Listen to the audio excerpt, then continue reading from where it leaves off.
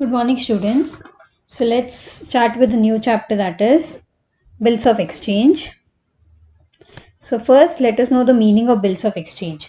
A bill of exchange is an instrument in writing, an unconditional order signed by the maker directing to pay a certain sum of money only to or to a order of a specific person or to the bearer of instrument. So bill of exchange is an instrument which is in writing, which is signed by the maker or the drawer, directing to pay a certain sum of money which is due to a certain person or to the bearer of the instrument. Clear? So the drawer will ask to make a payment to a certain person. He may be a drawee or whoever is the bearer of the instrument. Next, what are the characteristics of bills of exchange? A bill of exchange must be in writing. It cannot be oral. It must contain an order to make payment. So, bill of exchange must contain that certain sum of money is due to certain person. The order must be unconditional. The amount of bill of exchange must be definite. The date of payment should be fixed. It must be signed by the drawer of the bill. It must be signed by the acceptor. Whoever is accepting the bill also should sign the bill of exchange. The amount mentioned in the bill is payable either on demand or on the expiry of a fixed period. So there will be a fixed period. Either it is paid on that day or on demand. The amount is payable either to the bearer of the bill or to the specified person in the order. Next, parties to a bill of exchange. There are three parties. One is drawer, drawee or the payee. So drawer he is a person, that is a seller or a creditor, entitled to receive money from someone. So drawer is a person who has to receive money from someone. He writes or draws the bill and is known as a drawer. Okay. So drawer is a person who has to get certain sum of money. Next we have drawee. He is a purchaser or a debtor on whom the bill is drawn and whom is liable to pay the amount mentioned in the bill. Say for example, Mr. X has to pay Mr. Y. So Mr. X is the drawee or a debtor and Mr. Y is the drawer or a creditor. So drawer is a person who receives the money. Drawer is the money who is liable to pay the money. Next we have the third party, that is the payee. The person to whom the payment is to be made is called payee. The drawer himself or a third person may be the payee. So the person to whom the payment is made is the payee. He can be either the drawer or some third person.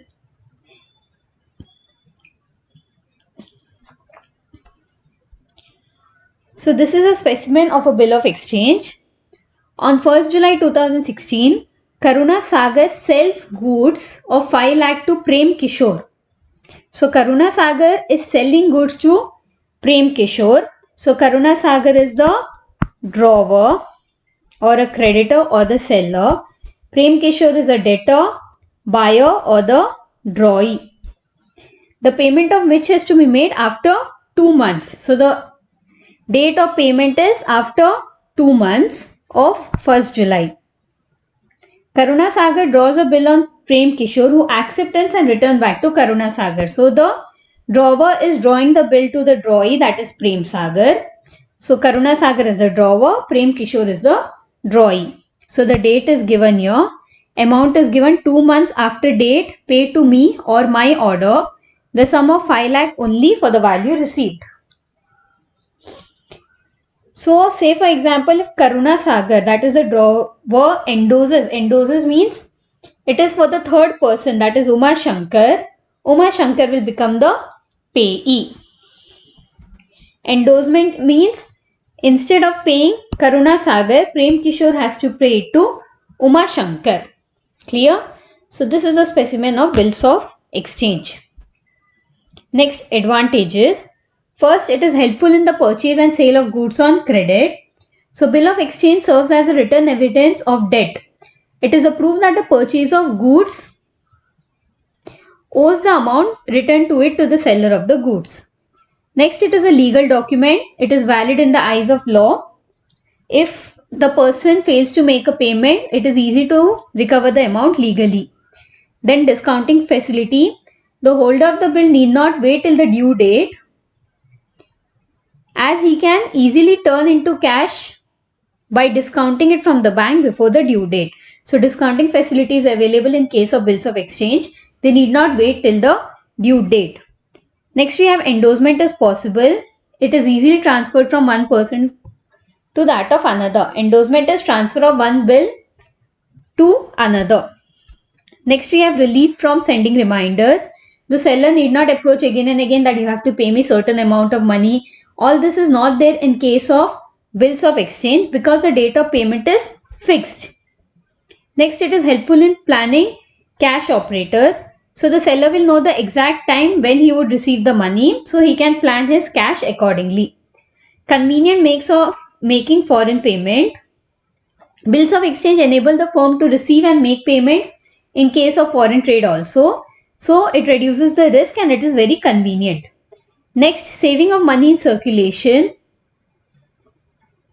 By making the payment through bills, the money in circulation will not be used and hence results in saving of wear and tear in currency in circulation. So the money is saved because it will not be circulated.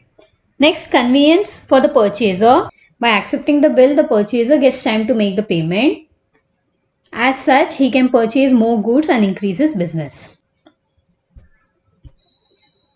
Next, we have promissory note. A promissory note is an instrument in writing containing an unconditional undertaking signed by a maker to pay a certain sum of money to a certain person. So, in case of promissory note, what happens? The purchaser of the goods will write a note and give it to the seller of the good. In case of bills of exchange, the seller of the goods writes it and gives it to the purchaser of the goods. So, promissory note is an unconditional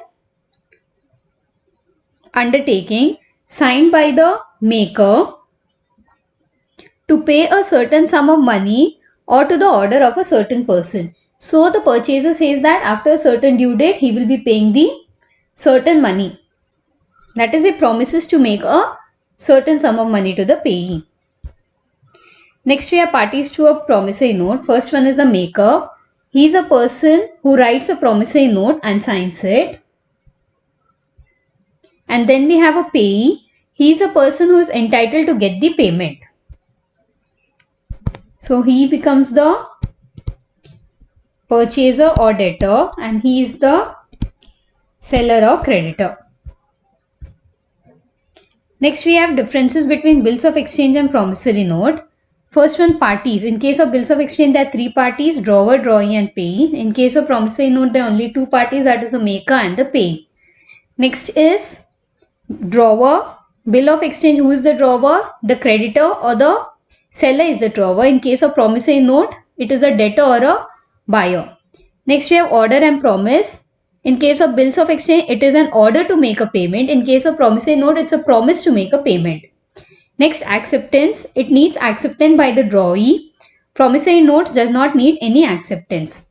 Liability. The liability of the drawer is secondary. He will be liable only if the acceptor does not pay.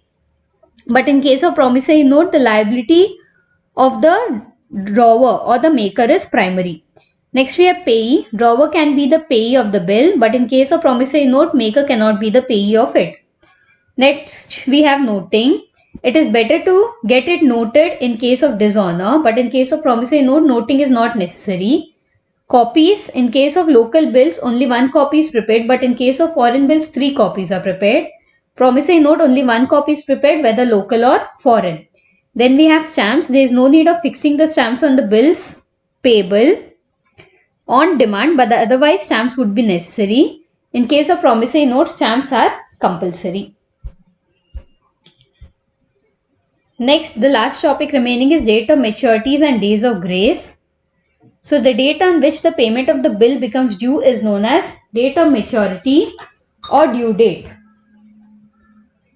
Say for example, a bill is drawn on 30th Jan 2017 for 1 month. So the due date will be 28th Feb plus we have 3 days grace. Always remember the due date will be 1 month from the date of drawing bill plus 3 days of grace periods. Always remember that bills drawn on 30th of any month or 31st on any month will both become due on 3rd of the month. Clear? Say for example the bill is drawn on 30th or 31st May. The due date will be 3rd July in both the cases. Clear? So that's all for today.